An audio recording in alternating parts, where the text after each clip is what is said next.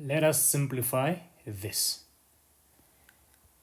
Firstly, we need to remember that cos 2p is basically cos 2p is equals to cos squared p minus sine squared p. So this means we basically have, we have cos squared p minus sine squared p all over cos p minus sine p. All right.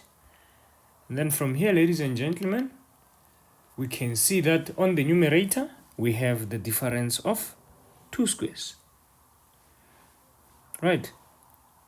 So we are going to have equals to,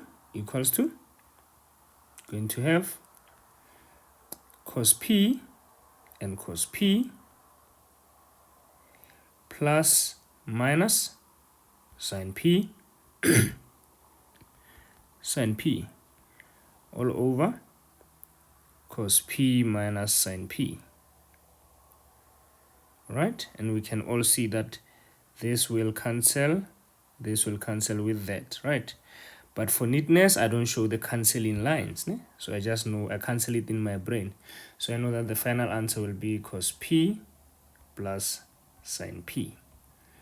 Thank you very much.